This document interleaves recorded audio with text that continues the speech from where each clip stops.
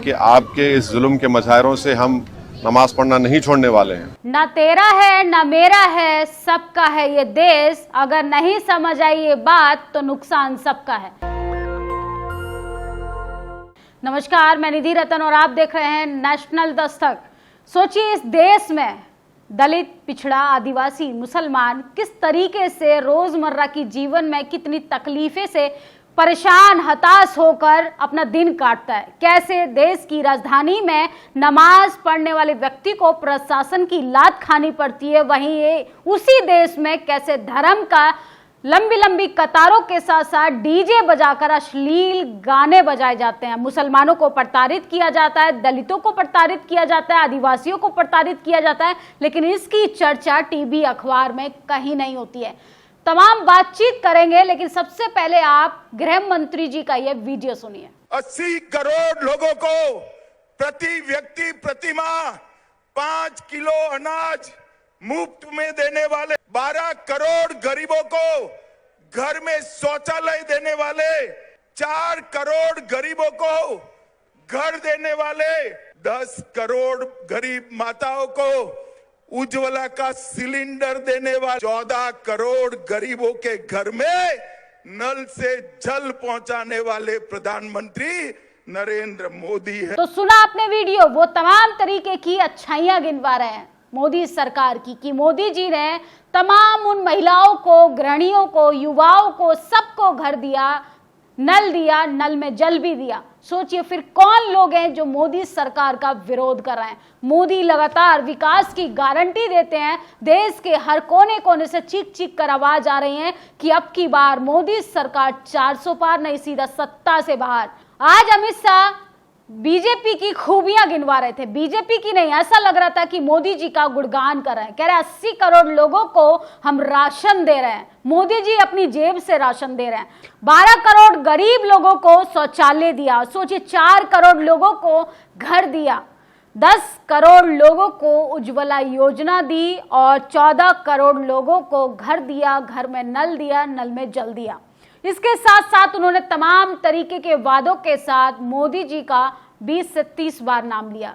इतनी उन्होंने पॉलिसी का नाम नहीं लिया जितना मोदी जी का नाम लिया। ये सब मोदी जी की कृपा से, मोदी जी की कृपा से, मोदी जी की कृपा से हुआ। लेकिन तस्वीरों में, दूसरी तस्वीरों में ये जो लोग नजर आ रहे हैं, ये कौन लोग हैं? ये देशद्रोही हैं, ये मोदी विरोधी हैं। अगर मोदी जी ने अच्छा काम किया है तो ये लोग सरकार का विरोध क्यों कर रहे हैं? सोचिए, 69,000 शिक्षक भर्ती घोटाले को लेकर देश का युवा कैसे पिट रहा है, कैसे महिलाओं को डिटेन कर कर ले जा रही है उत्तर प्रदेश की पुलिस, और हमारे देश के गृह मंत्री मोदी जी के तारीफों के पुल बांध रहे हैं। हमारे देश के प्रधानमंत्री असम जाके रेड कारपेट पे जंगल सफारी का मजा ले रहे हैं और देश के मुसलमानों पर प्रशासन के द्वारा लात खिलवाने का काम कर रहे हैं। सोचिए किस तरीके से टीवी, अखबार की जो करतूतें हैं वो लोगों के दिमाग में इस तरीके से जहर घोल रही हैं कि सड़क पर आप नमाज नहीं पढ़ सकते, उसी सड़क पर आप हुड़दंगबाजी कर सकते हैं,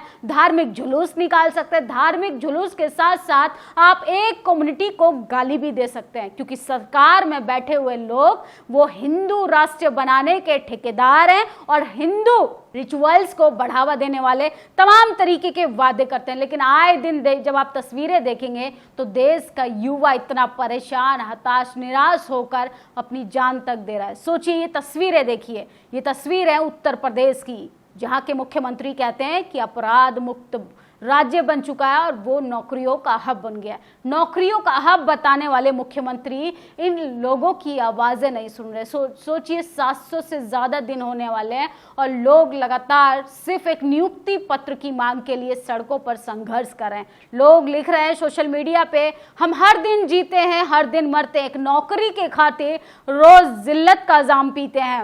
वीडियो लखनऊ का है, कैसे 69,000 शिक्षक भर्ती के लिए मोदी सरकार से लगातार लोग जो हैं वो मांग कर रहे हैं, लेकिन मोदी सरकार उन्हें नियुक्ति पत्र के बदले लाठियां खिलवा रहा है। सड़क पर शांति से बैठकर नमाज पढ़ने पर दिक्कत है, लेकिन सड़क पर कब्जा करके हुड़दंग करने पे किसी को कोई दिक्कत नहीं है। विनोद कापरी ने सरकार से एक गंभीर सवाल किया है। हालांकि पुलिस वाले को सस्पेंड कर दिया गया है, लेकिन सोचिए, एक ऐसी गंभीर धाराओं में उस पर केस दर्ज होना चाहिए, उनकी गिरफ्तारी होनी चाहिए।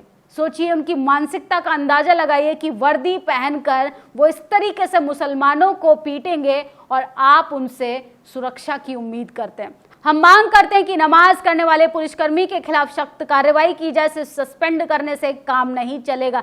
सस्पेंड करने के बाद भी मुस्लिम समाज काफी नाराज है, सोशल मीडिया के जरिए सवाल उठा रहा है, सरकार से बात कर रहा है कि देश के प्रधानमंत्री तो पाकिस्तान के प्रधानमंत्री को बधाइयां देते हैं। सोचिए, अभी धाबी जाके तमाम लोगों को गले लगाते हैं और देश के ही मुसलमान समाज के साथ किस तरीके का व्यवहार हो रहा है, इस पर ना उनकी नजर जाती है, ना उनके टीवी अखबार की नजर जाती है। और बड़े बड़े एंकर जो दिन रात बैठकर हिंदू मुसलमान करते हैं, दिन रात बैठकर हिंदू मुसलमान के जरिए गाली दिलवाने का काम करते हैं, समाज में सांप्रदायिक दंगों को भड़काने का काम करते हैं, वो इन सब तस्वीरों को नहीं दिखाएगा। इन तस्वीरों पर कोई चर्चा भी नहीं करेगा, इन तस्वीरों पर कोई डिबेट भी नहीं होगी।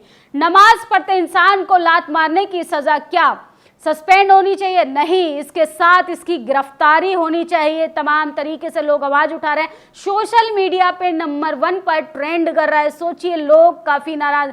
दिल्ली पुलिस मनोज तोमर को सिर्फ सस्पेंड करने से कुछ नहीं होगा, अधिकारी के खिलाफ आईपीसी की धारा 295A के अंतर्गत कार्रवाई होनी चाहिए। ओवैसी ने भी खुलकर समर्थन दिया है, मुस्लिम समाज के हक अधिकारों पर लगातार बोल रहे हैं और कह रहे हैं कि सरकार नमाज पढ़ने वाले को कैसे लात खिलवा रही है और वही धार्मिक जुलूस निकालकर हुड़दंगबाजी होती है मुस्लिम महिलाओं के साथ। इस तरीके के तमाम गलत काम किए जाते हैं, गलत कमेंट किए जाते हैं, उस पर सरकार कोई संज्ञान नहीं लेती। हम उन्हें हर त्योहार पे पानी पिलाते हैं, वो 5 मिनट सड़क पर नमाज पढ़ने पर हमें लात मारते हैं। हाँ, हम भारतीय मुसलमान हैं, ये ओवैसी ने कहा है। सोचिए, किस तरीके से जुम्मे की नमाज पढ़ रहे व्यक्ति पर प्रशासन के द्वारा लात मारने का काम करवाया जाता है। ये किसके कहने पर हो रहा है? अगर किसी के कहने पर नहीं हो रहा तो इस तरीके की मानसिकता लोगों की बन कैसे रही है? टीवी अखबार दिन रात बैठ के हिंदू मुसलमान पाकिस्तान इस तरीके से जहर घोलने का काम कर रही है कि समाज में